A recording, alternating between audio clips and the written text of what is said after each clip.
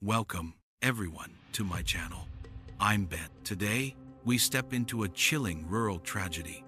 A bride to be found dead on Valentine's Day. Her blood trailing through the family home and a red jacket floating where no one dared to look, leaving behind only one haunting question. Who could commit such horror inside a household preparing for a wedding? Morning draped lightly over Gwewa village, the kind of soft countryside light that makes the hills look closer than they are and the red earth seem warmer than it feels. On Valentine's Day, February 14th, 2012, Lu Triu-tu rose with a purpose that had been denied to him for years. 39 years old, calloused hands, a quiet man who rarely asked for much. He finally had a day circled in his mind. New ID in the morning, a marriage registration in the afternoon, and the promise of a gentler future threaded between those two errands. He arrived at the township police office with a nervous energy that showed at the corners of his smile. Paperwork moved slowly in places like Guangwin, the prefecture city that administratively held Gwewa in its arms. He waited, rehearsing tiny domestic pictures, 2 bowls at breakfast, a patched blanket shared on a winter night, a voice calling from the doorway.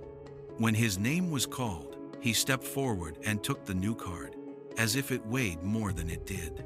The plan was simple: go home, gather what needed gathering, and later that day walk with Do Hong Lei to register a marriage chosen deliberately for this state of love. He was almost at the door when the future buckled. The phone vibrated, a call from his father. On the line came panic, chopped by bad reception, the old man's breath jerking between words. Something had happened to Hong Lei. Maybe she had removed herself. He said a blunt village idiom for a life ended by one's own hand, then corrected, then doubted again. The call sputtered, stopped, returned.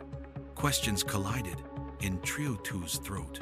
What do you mean, maybe? Where is she? Who saw? But the line fractured into static. The promise of the day went dim.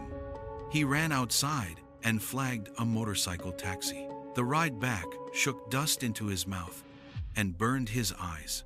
Every turn of the road felt slow, then too fast, as if momentum could be traded for time. He reached the narrow lane to their house and saw the crowd, first neighbors, hovering at the edge of the yard, bodies held taut by curiosity and fear.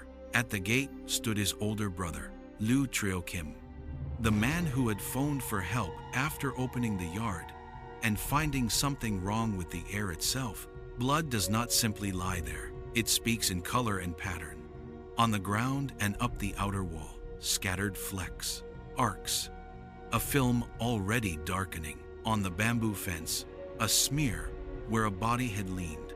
In the doorway, a heel print carried tiny red moons across the dust. Triu-kim explained in clipped phrases. The morning had begun with departures. He had taken his younger daughter to the primary school office for paperwork. Their father joined a volunteer crew to repair a mountain path. His own wife drove the cattle up to graze along the hillside. That left one person at home, Do Hong Lei, 30-something, his brother's soon-to-be wife, who had been living with them for a short, hopeful stretch. The police arrived and moved through the rooms without raising their voices.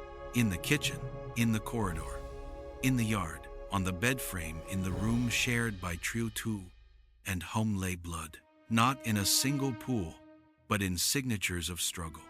The scene ran for more than a few meters. It ran the length of a small home, the kind of space where you can hear a whisper from the door to the stove. A technician made a quick estimate. Not less than 2 liters of blood lost, roughly half a gallon, an amount that suggested a person either dying or too weak to walk far. The numbers were not medical poetry. They were cold arithmetic, delivered in a steady tone. To anchor the patterns to a person, they collected long strands of hair from the couple's room and ran a comparison. The blood belonged to Do Hong Lei. That settled one terror and opened another. Where was she? Outside. The air held that rural quiet, that absorbs the unusual rather than echoing it. Guihua sat at the end of the village path, practically at the mountain's knee, and the nearest neighbor's house was more than 20 meters away, about 65 feet. A distance that swallows cries, especially when chores pull people in the opposite direction. No one had heard anything. No one had seen a visitor.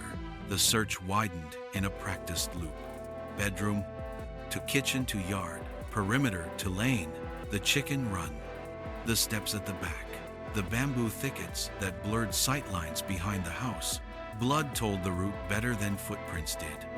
A maddening breadcrumb trail, small drips spattering a tile, a smear where someone grabbed for balance, a congealed patch the size of a coin on the edge of a table, then a darker spread in the yard.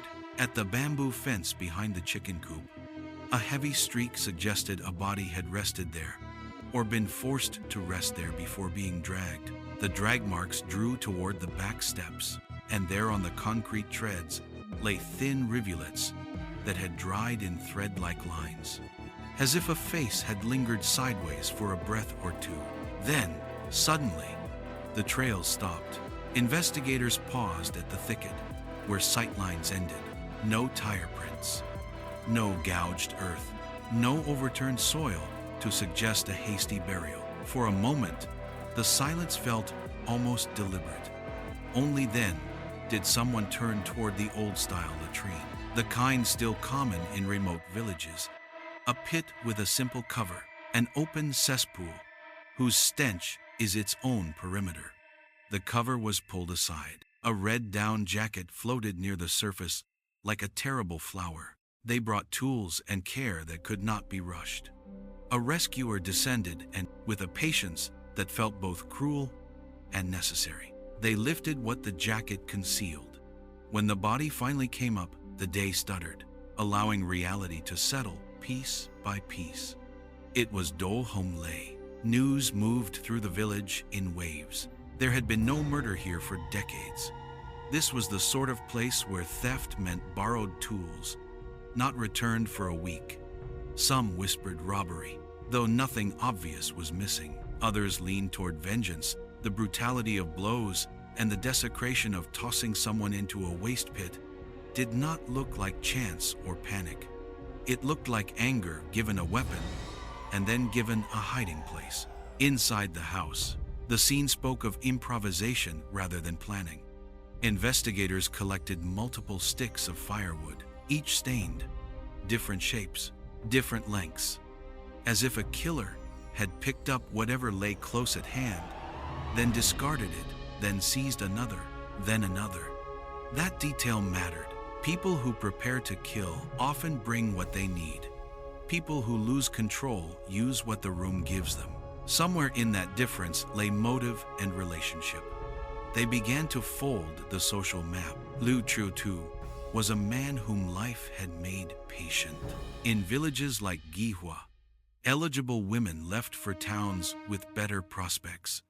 Sons remained, tending cattle, repairing paths, asking matchmakers to try again. That he had found Do Hong Lei felt like a kindness finally extended. She had moved in less than a month earlier, and the house had shifted around her more laughter at mealtimes, talk of dividing plots, an argument here and there about building a separate dwelling near the foot of the hill rather than on the upper terraces.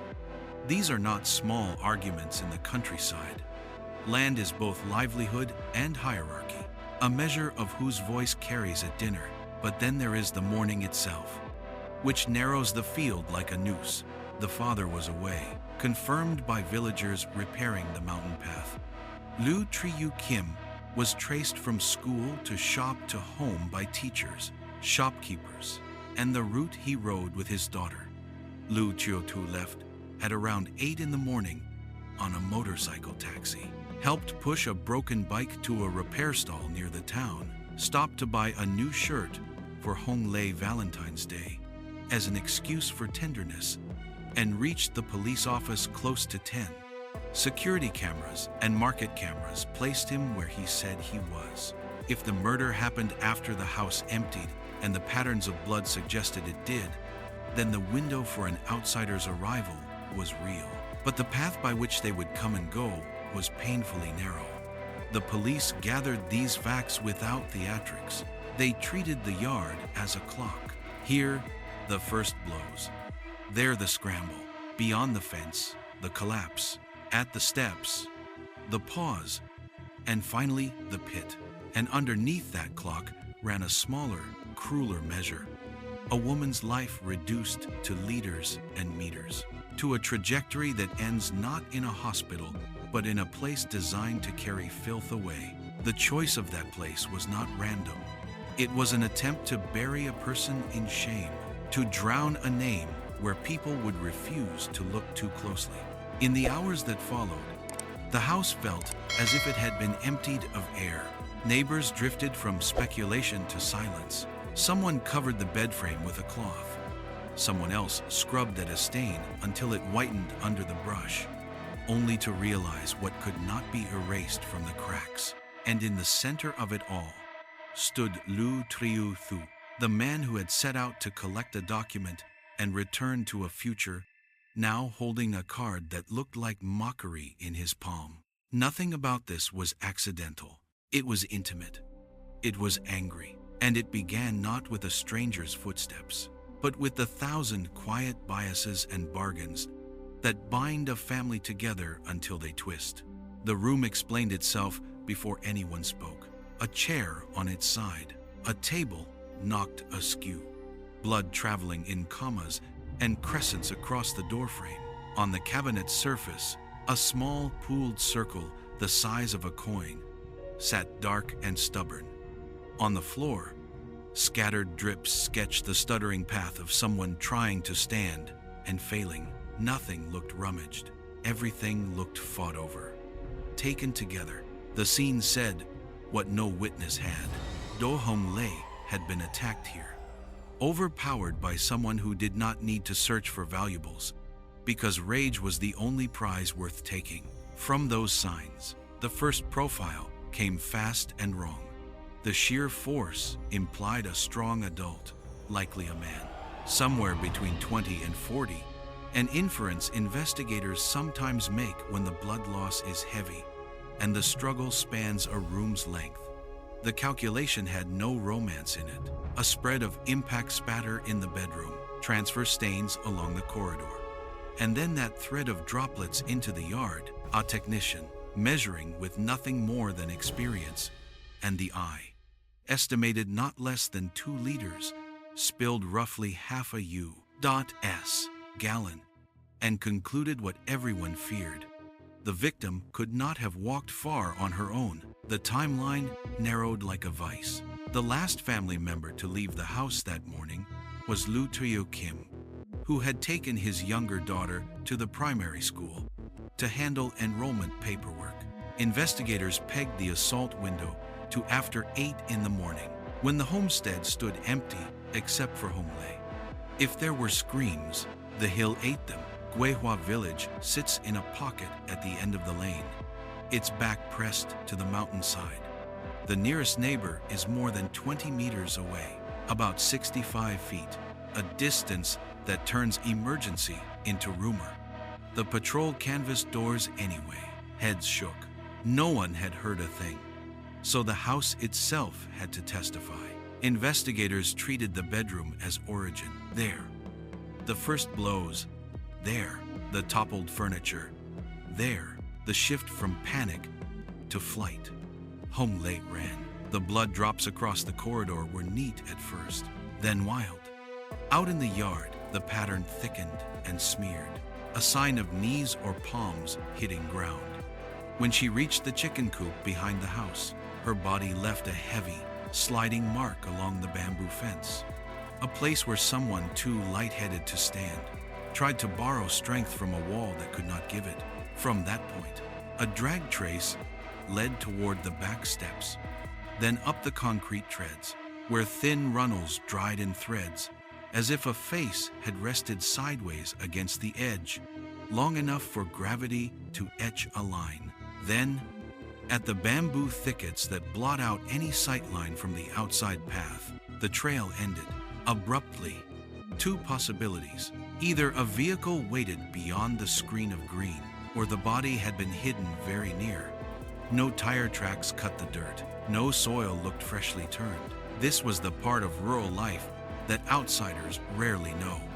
The old open-pit latrine, a waist-high frame over a cesspool, common in remote hamlets where plumbing budgets stop at the well.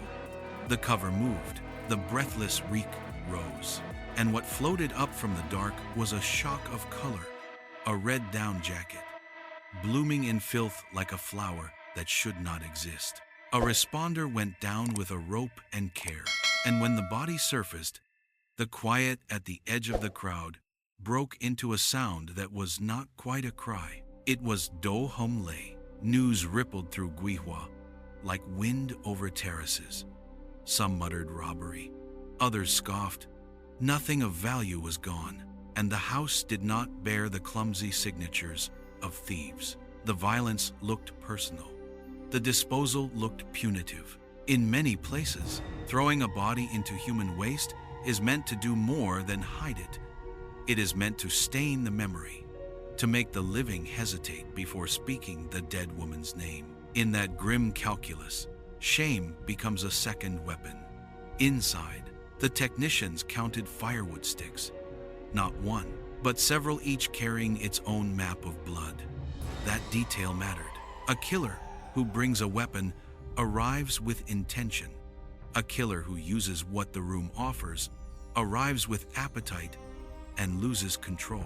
The chaos: one stick near the stove for stirring coals, another half split in the yard, another propped at the chicken fence, spoke to a chase, to blows struck, dropped, replaced, and struck again.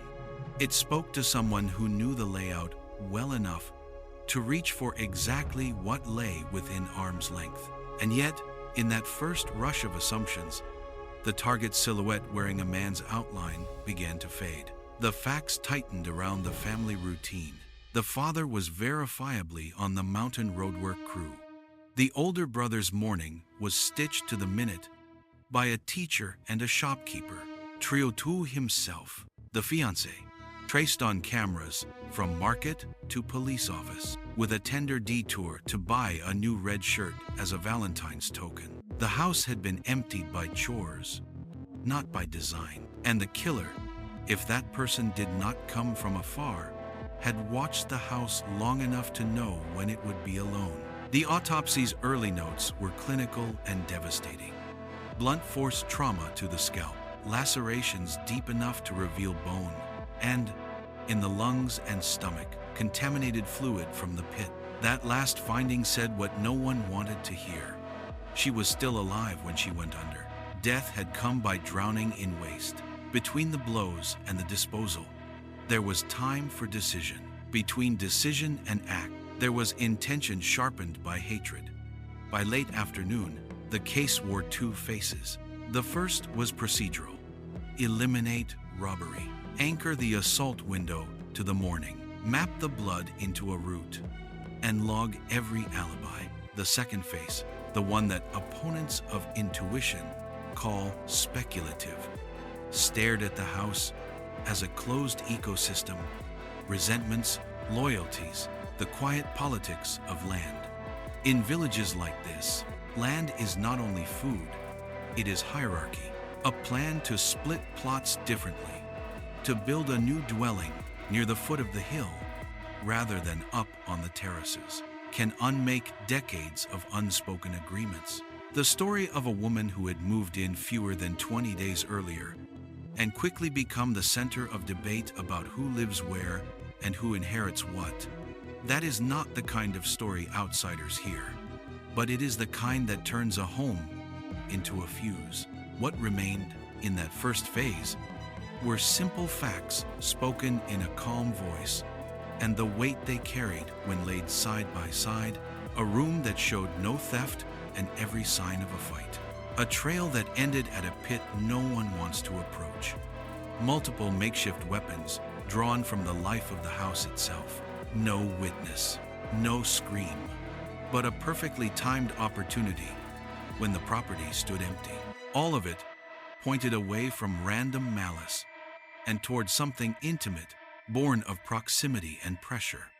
When the officers finally stepped back across the threshold, they left their tape and their chalk, and the comfortless promise to return. The crowd thinned, the dusk gathered, and in the doorway, a man still held a brand new card, meant for a wedding, and tried to remember how to breathe. The conclusion that this was not a robbery settled like dust after a storm slowly, but everywhere at once. No drawers yanked, no money boxes pried, no lacquered cabinet split open like a chest cracked by greed. What the house showed, instead, was velocity and will. Furniture shoved out of the way, a path of blood that began at the bed and staggered across a corridor, and the brutal punctuation of blows that left the scalp torn to the bone. The autopsy would later affirm what the rooms already knew. She had been beaten, she had been dragged, and in the lungs and stomach, doctors found filthy liquid from the latrine, proof that Do Hong Lei was still alive when her face went under and breathing became choking. The cause of death was drowning in human waste, a choice that spoke not only of concealment, but of hatred sharpened into humiliation. They counted firewood sticks the way one counts spent shells after a firefight here. One by the stove used to stir coals, there one half split in the yard. Another braced against the chicken fence, each wearing its own constellation of blood. That inventory changed the silhouette of the killer. This did not look like someone who arrived with a weapon and a plan. It looked like someone who kept grabbing what the room offered, as if a quarrel had flared into violence, as if each chase and blow had been improvised rather than premeditated. In that improvisation, the investigators saw relationship. If you argue with a stranger, you do not move through a home this efficiently. If you argue with someone you know, the house becomes a map you both can read. So the question tilted.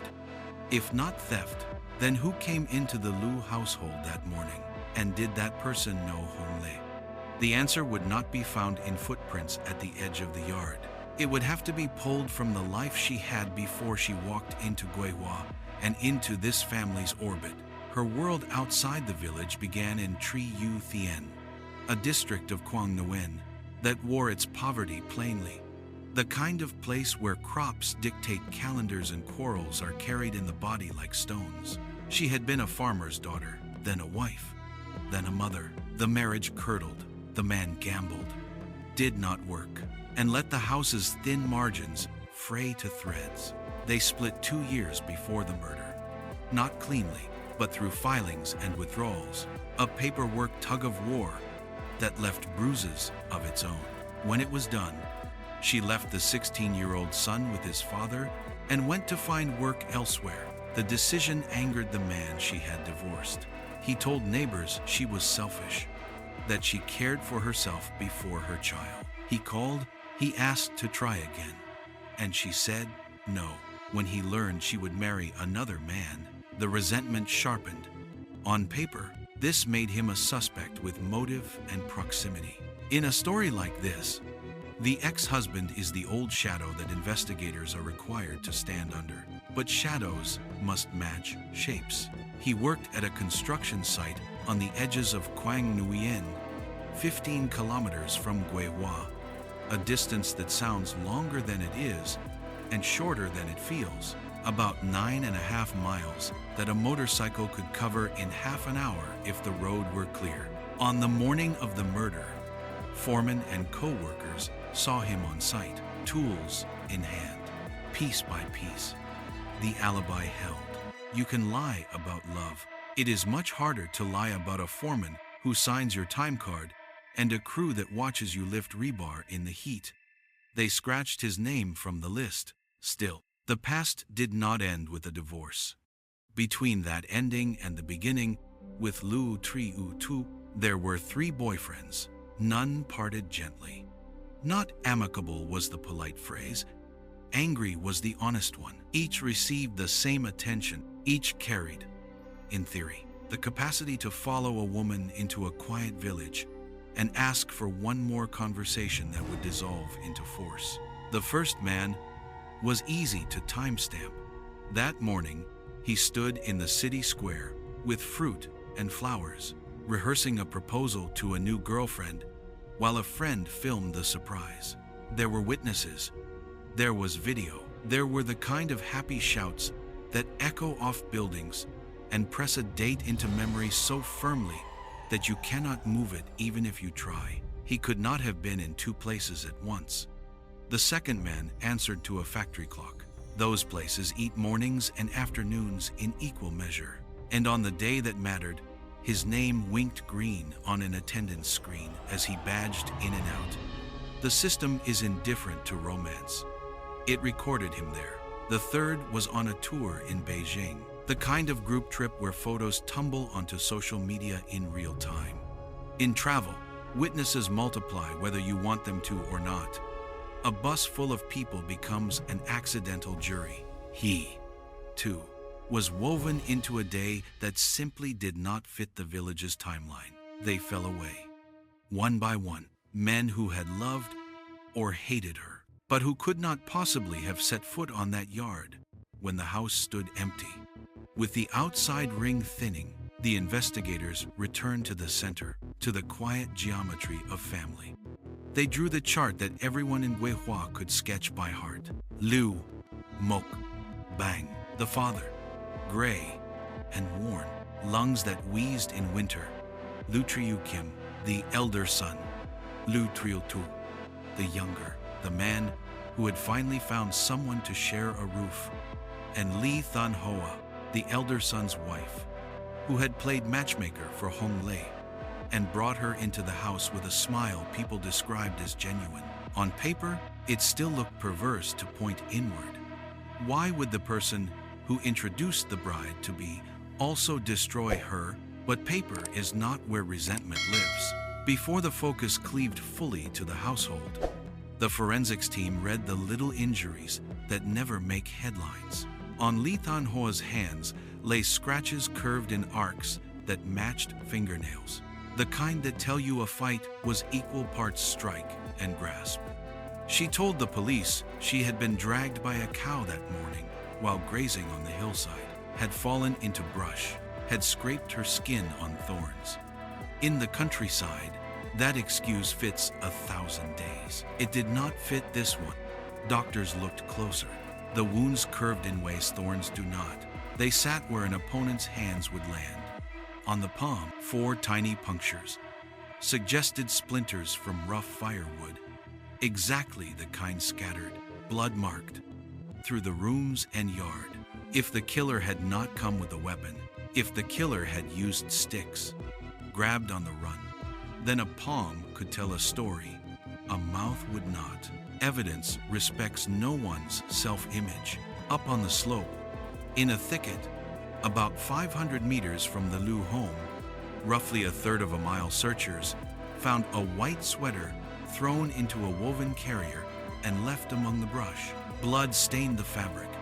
Later tests would say the blood was Hong Lei's. On the sweater itself, Li Than Hoa's DNA sat like a signature she had not meant to sign. The family recognized the garment. They had seen her wear it.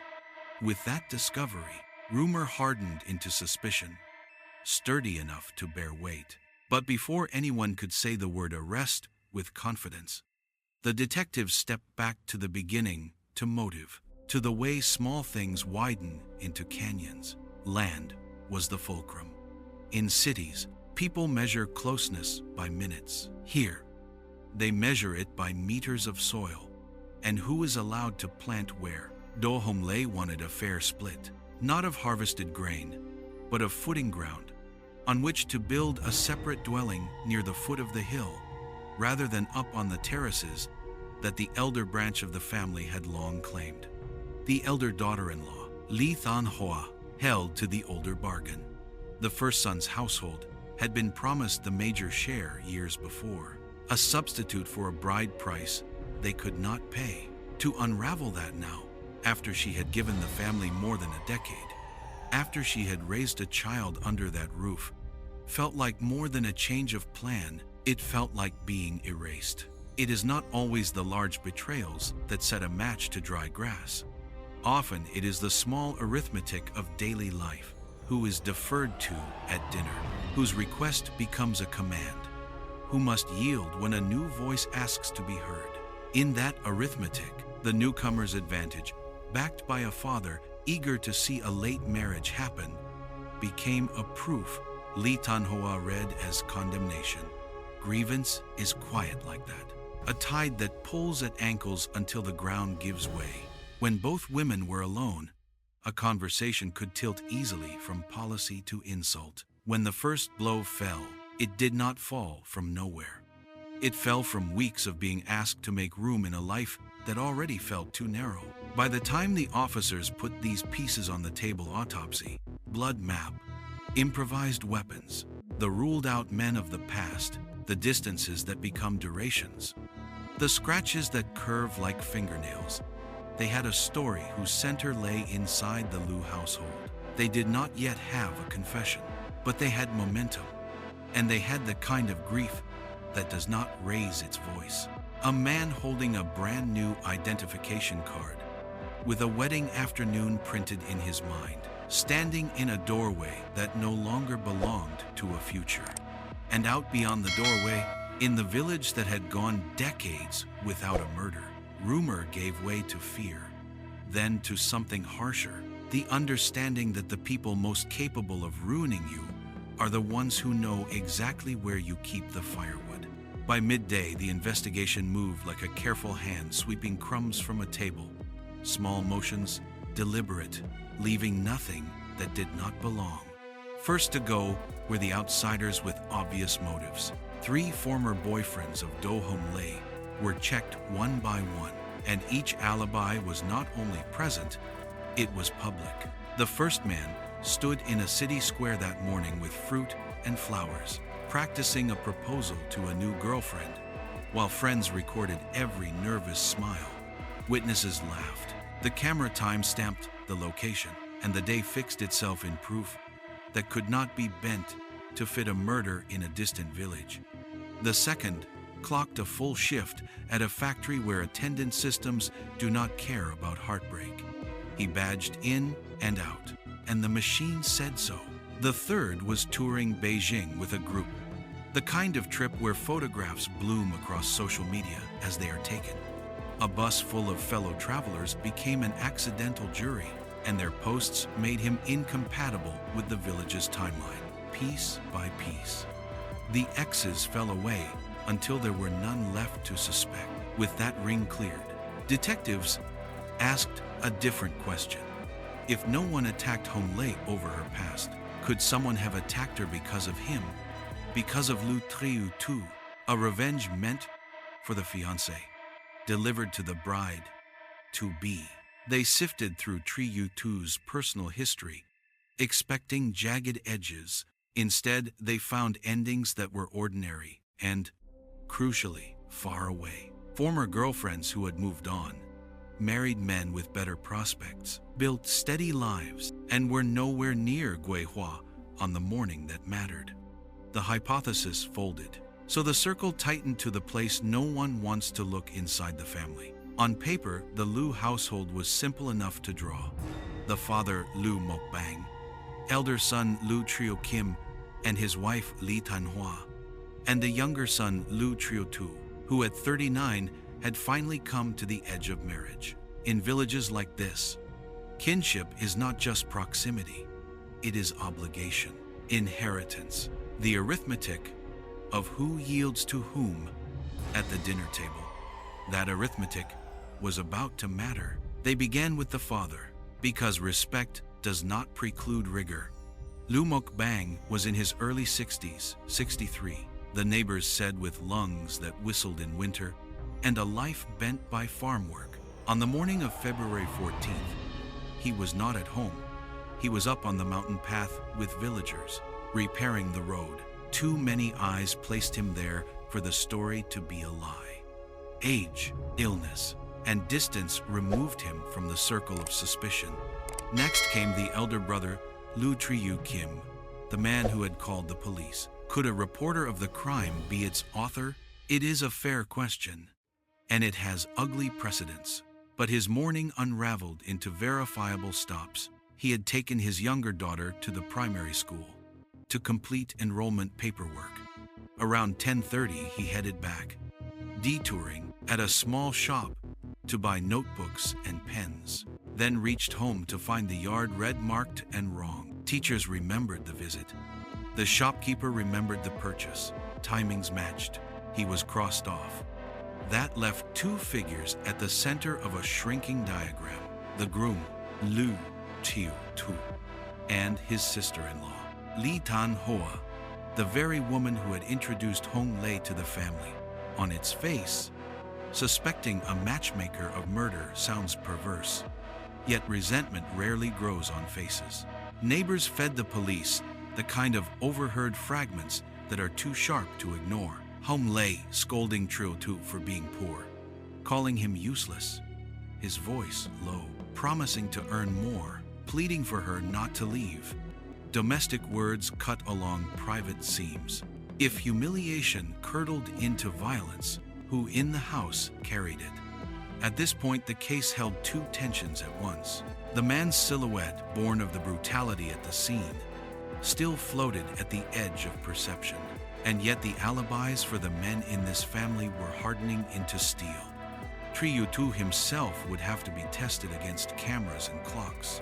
But the preliminary picture made it less and less likely that the killer was some young outsider. The killer, the evidence implied, moved through the home with a familiarity that felt like ownership. Quietly, detectives widened their attention to the sister-in-law. Motive, if it existed, would not look like a stranger's rage. It would look like household politics. In rural Sichuan, as in many parts of the countryside, land is rank a ledger of who gets which plot, who may build near the foot of the hill instead of up on the terraces, and how old promises stand in for a bride price when money is thin. A newcomer asking for a redivision of the ground beneath everyone's feet can turn hospitality into a referendum on status. And if the older daughter-in-law had once accepted more land in lieu of more cash when she married in, any talk of changing that split years later would not feel like negotiation. It would feel like erasure. But families are not solved by theory alone. The detective stepped back from conjecture toward things that could be touched. Where had Li Tan-hoa been that morning? Why had she missed multiple calls from her husband while grazing cattle? Why, when interviewed near noon, were her clothes neat and fresh if the morning had been spent in the dirt?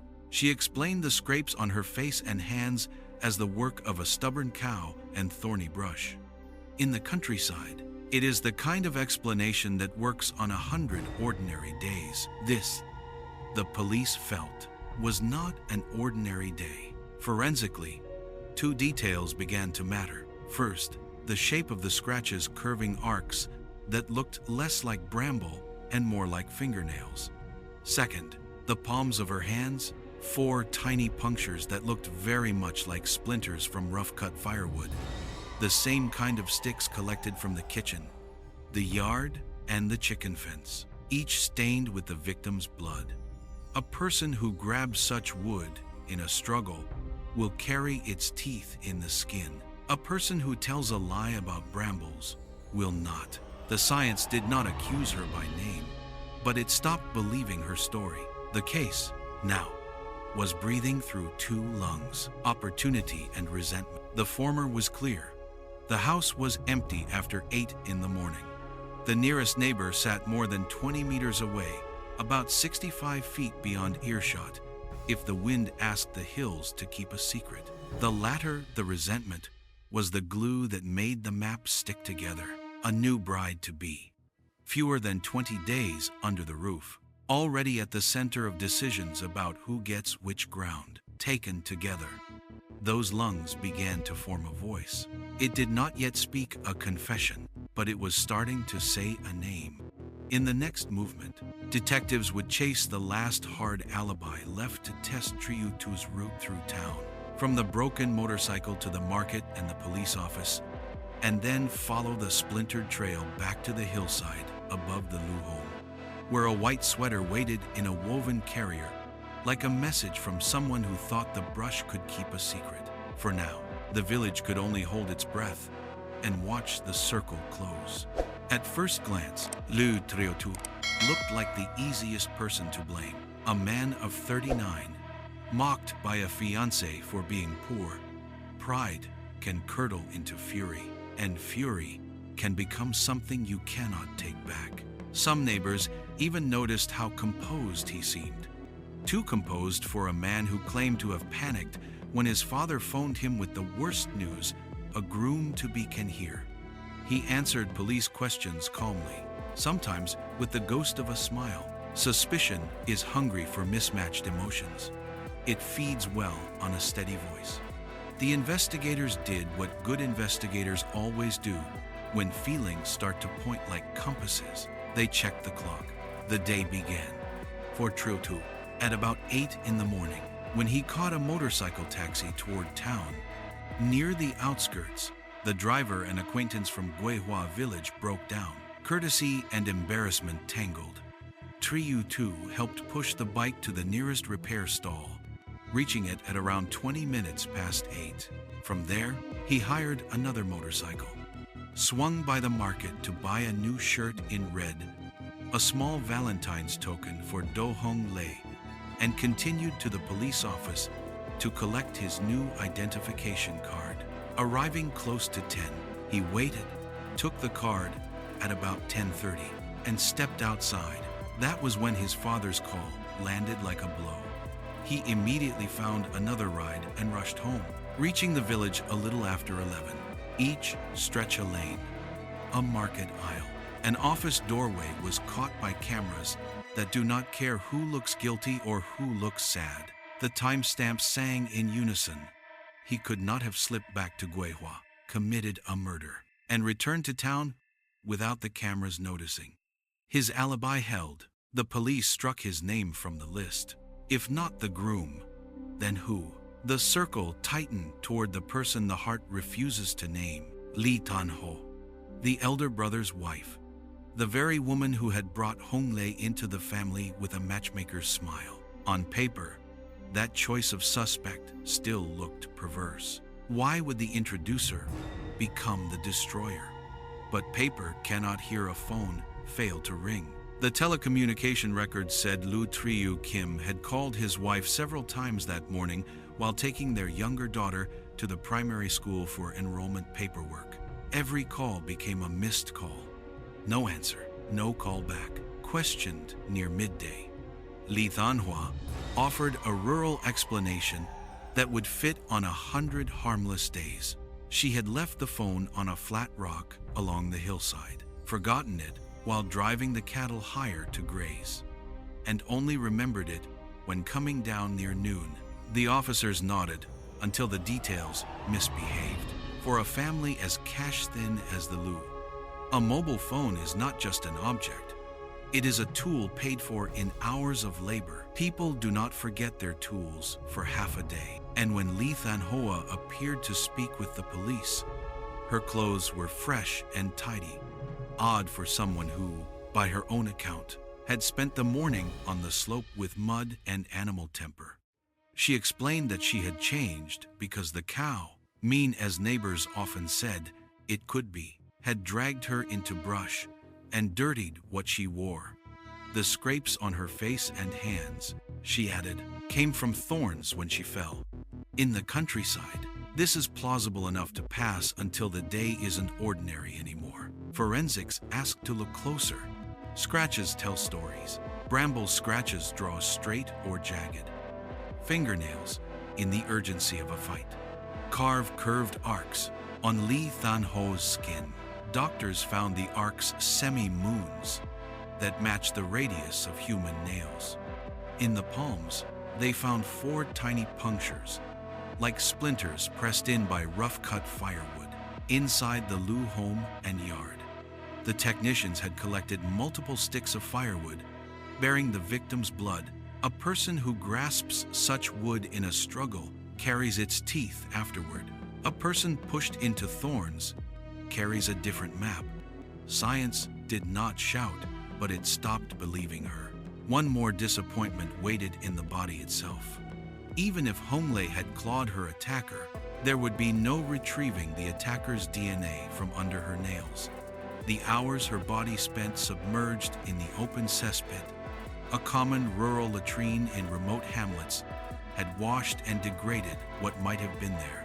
The killer had chosen a hiding place that also erased evidence. Shame as a second weapon, water as a third. The hillside offered what the nails could not. Searchers working the brush behind the Liu home, at a distance of about 500 meters, roughly 1/3 of a mile, found a white sweater crumpled inside a woven carrier and tossed deep into the thicket. Blood stained the fabric. Later tests said the blood was Do Homley's. On the sweater, the lab found Li Thanhoa's DNA, a signature without ink. The family recognized the garment at once. They had seen Li Thanhoa wear it. Evidence has a way of changing grammar from could and might to did. The discovery landed like a verdict, not yet spoken aloud. People who live far from cities learn to survive on explanations. Cows are temperamental. Phones get forgotten. Thorns scratch. Those explanations, stacked together, had seemed enough to make the morning pass without comment. Now, placed against the curve of a scratch and the tooth marks of wood and a sweater sleeping in the brush, they began to look like the scaffolding for a lie. The kind of lie you build quickly, believing the village will be too polite to press a woman who speaks softly. Around the household table, a different arithmetic had been quietly at work for weeks. A late marriage meant Triutu would finally have a partner. A new woman in the house fewer than 20 days under the roof meant rooms and land would be discussed again. Who would stay on the terraces higher up the slope? Who would build near the foot of the hill? Which plots counted as substitutes for an old bride price when money had been short? In the countryside, land is not only livelihood, it is rank, a ledger of respect. Ask to redraw the ledger, and you are not just asking for space, you are asking for status. A smile can sour quickly under that pressure. When the officers looked back over the morning, something else began to align. Opportunity had opened wide after 8 in the morning. When the father went to help repair the mountain path, the elder brother took his daughter to school, and Triutu rode to town. The nearest neighbor stood more than 20 meters away, about 65 feet, and the wind had eaten whatever cry might have risen. Resentment, they now understood, did not need a stranger's arrival. It needed an empty house and a quarrel that had been rehearsed in the heart too many times. Put the two together, and you could move through rooms with the ease of habit, picking up whatever piece of wood lay closest, striking, chasing, striking again, then dragging a bleeding woman toward the back steps and out of sight. By late afternoon, the case was no longer a question mark, but a narrowing corridor. Triutu, whose steady voice had made him look strange in grief, had a camera-stitched alibi from the market to the police office and back toward home. The elder brother had timestamps from a teacher and a shopkeeper. The father had a mountain of witnesses on the roadwork crew. The only story left resisting the weight of detail was the one told by Li Thanhoa. And even that story, when placed beside the sweater and the scratches and the splinters, seemed less like memory and more like invention. The village heard the news of the sweater before the official summary reached them. As always, information travels fastest on the path between wells. Shock moved through the Liu household first. To suspect a stranger is one thing. To suspect the person who opened the door for the bride-to-be is something colder. In a place that had gone decades without a murder, this was more than a crime. It was a rupture in the rules that hold people together when money is thin and winter is long. And if the rules could rupture here, in this house, then what did anyone's kindness mean? Who? Neighbors wondered. Would they become when the land under their feet was argued over again? The officers did not answer those questions. They built a case out of touchable things: video frames, call logs, medical observations, and a white sweater that made denial sound foolish. The next step would not be taken by guesses or grief. It would be taken by handcuffs and a slow walk down a lane where everyone could see who wore them. The interview room was lit in that careful way. Police prefer bright enough for video clarity, flat enough to drain drama from faces. When Li Thanhua took her seat, an officer asked politely, almost gently, for her to turn her palms up. She obeyed. The camera drew close. On the right palm, the dominant hand. The lens found what the case had been groping toward all morning.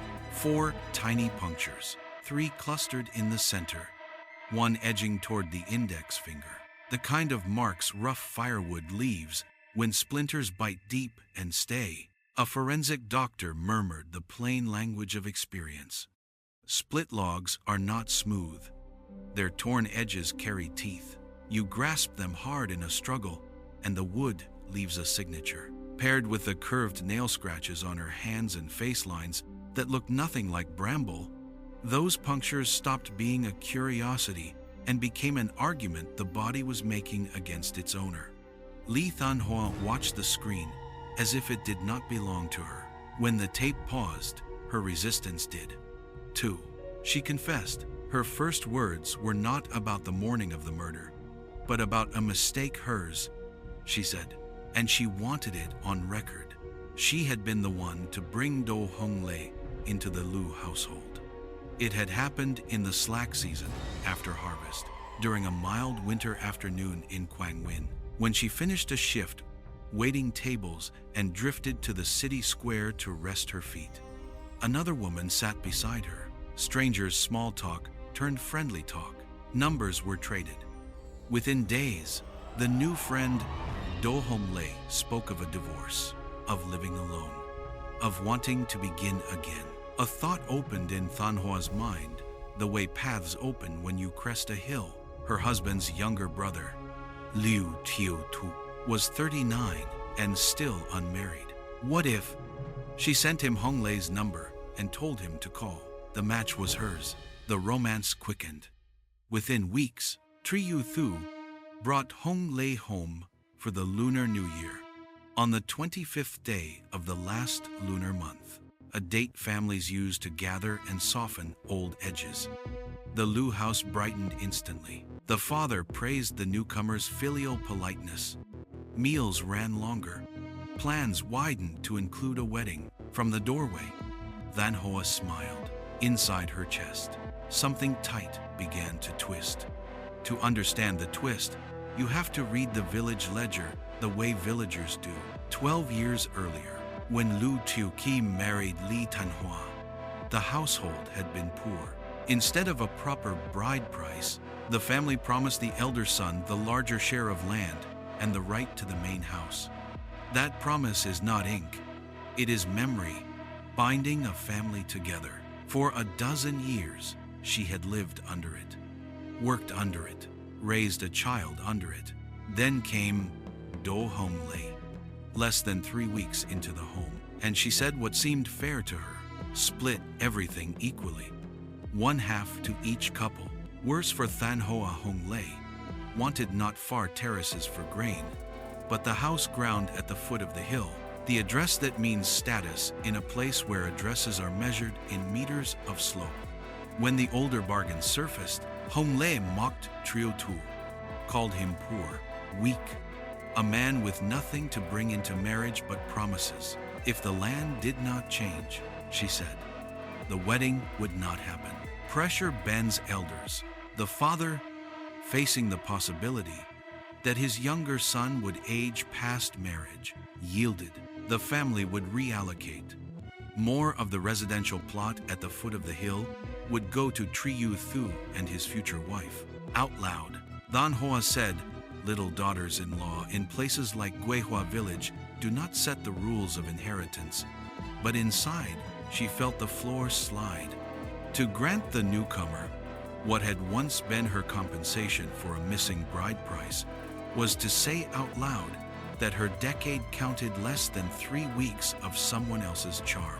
She smiled, she cooked, she waited, and she disliked Honglei more each day she had to pretend not to. Then came Valentine's Day, February 14th, 2012. The house emptied after 8 in the morning. Father up the mountain path to help repair the road. Elder brother to the primary school with his young daughter. Triyu Thu to the market, and the police office to collect his new identification card. Than Hoa took the cattle higher up the slope to graze, then realized she had forgotten her phone. She cut a short path along the hillside and returned toward the house. At the doorway to the couple's room, Honglei called to her documents, land division. One more push before the afternoon's marriage registration. Than Hoa tells it plainly. I refused. Voices rose. Old insults surfaced like stones after rain. A shove turned into a strike. Than Hoa reached for wood because wood was there. What followed blows. A chase through the corridor and yard. Blood on bamboo had already been mapped by technicians who never once raised their voices. She said the words that fit the map. I killed her. The interrogation video does not show triumph. It shows a woman trying to build a story scaffold out of familiar rural excuses. A stubborn cow dragged me. Thorns scratched me. I left my phone on a rock and forgot. On ordinary days, those sentences carry a morning safely past neighbors' gates. Placed next to 4 splinter wounds in the palm, they collapse. Placed next to the white sweater, found about 1/3 of a mile up the hill. Blood stained with the victim's DNA, and bearing Than Hoa's own. They sound like recitations taught to a mouth that hoped the village would be too polite to press. The officers did not need to contradict her. The camera had already done it. Still, she wanted the record to hear her grievance before it heard her guilt. She spoke of being erased of a bargain that had bought her entry into the house, being repriced the moment another woman's desires arrived. Of working a decade, only to find that a new pair of chopsticks at the table weighed more than her years. None of that justifies what happened on the concrete steps and at the pit. It does explain how resentment grows teeth in a place where land is rank and rank is love, measured in soil. The police let her speak until the words turned on themselves and made their own enclosure. Then they took the statement down, precise as ledger line. When the interview ended, the officers did not announce philosophy. They followed procedure. The confession would be tested against timestamps, against bloodstain patterns, against the sequence of rooms the struggle had already written. But the spine of the case no longer wobbled. The person who had opened the door for the bride-to-be had closed it on her, and in a village that had known decades without a killing. The shock was not only that a woman had died, but who had found it possible to kill her. There is a moment in every reconstruction when the story stops being a puzzle and settles into a shape that cannot be wished away. In this one, it begins as so many rural quarrels. Words slid sideways into insults. Hands raised, the room too small to hold 2 wounded prides, and then it crosses the line that ordinary days never cross. Than Hoa reached for what a farmhouse offers first. A length of firewood, rough, split, the edges unfinished and mean. Do Honglei reached for whatever the body gives when it is cornered. Fingernails, breath, the instinct to shout. From the bedroom to the yard they moved in a lurching duet, one striking with a stick, the other clawing and cursing until strength and experience parted them for good. The woman who had spent years doing fieldwork did not slow when the other faltered. Blood spread, and still the insults came, sharp as gravel. Then panic arrived with its cruel advice. Finish it. The decision that followed was not clever, only practiced by desperation. Than Hoa dragged the bleeding body toward the back, to the old latrine that doubles as a village's forbidden corner, a cesspit whose stench makes a privacy that even curiosity will not cross. She told the officers later that she chose it because rot there has its own mask, even if a body started to speak the language of decay. The pit would speak louder. She tried to use the stick as a tool of silence one last time to push the red down jacket under, to force the color down where color does not belong. But the jacket floated, sledging back to the surface like a terrible bloom. So she shut the cover, left the yard, climbed the hill for the cattle, and manufactured an alibi out of distance and time, trusting that missed calls could be explained by rocks and forgetfulness. The camera, much later, would fill in the rest. No alibi, however, survives the ritual that follows a killing, the counting, the measuring, the writing down, and no ritual outweighed December 6, 2012, when the Intermediate People's Court of Guangyuan said the sentence out loud, death, with a 2-year reprieve, a stay that in local practice is both punishment and a bleak chance to grow old under supervision rather than end at a stake. The court named the crime what it was, intentional homicide, and returned the village to itself with a verdict that felt less like law and more like an obituary for the rules that used to hold the Liu household together. After the sentence, the narrative widened the way fields widen beyond a bend. The case did not end in that room. It broadened into a lesson people were unwilling to learn. Than Hoa had not begun as a villain. She had, by her own account and by the family's memory, acted first as a matchmaker with good intentions, hoping to lift a man she called brother out of the age where marriage prospects collapse into resignation. Intention, though, does not inoculate anyone against status math. Once Hong Lei entered the house and asked to redraw the lines equal shares, a claim to the residential ground at the foot of the hill, the kind of address that announces rank without saying a word. The older bargain with the elder son's branch stopped being history and became a wound. When the father tilted toward the newcomer out of fear that his younger boy would age past a wedding, the wound deepened. The lesson here is small and merciless. A promise that solves one poverty can sow another. In kitchens and lanes, people put the lesson more plainly. They said the Liu elders played favorites. They said the older daughter-in-law could not be expected to relinquish the very land that had once replaced a bride price the family could not afford. They said the new woman had been in the house fewer than 3 weeks, and already the ledger was being rewritten. In those sentences, you can hear a society's compromise with itself. Empathy for the groom-to-be, and empathy for the woman who had already given more than a decade to the house. Beneath the empathy ran the acid. How much of a decade counts compared to the glow of a new love? The village did not agree on the answer. It rarely does. From the perspective of psychology, the slope is not steep, but it is slick. No one defended the older daughter-in-law when the ground under her status started to slide. When people say a quarrel got out of hand, they often mean that there were no hands, no mediators, no elder willing to say the old promise still binds, no neighbor stepping in when words raised heat. In the silence where a fair voice should have stood, resentment learned to walk on 2 legs. Then it learned to run. The moment that detonated the house did not arrive from nowhere. It condensed from a season of humiliation, mislabeled as practicality, and injury waved off as women's business. By the time the stick came down the first time, the outcome had already been seeded. The law's language is clean. The aftermath is not. The Liu family, in trying to add 1 daughter-in-law, lost 2, 1 to a cesspit and a morgue, 1 to a prison that redefines the word home.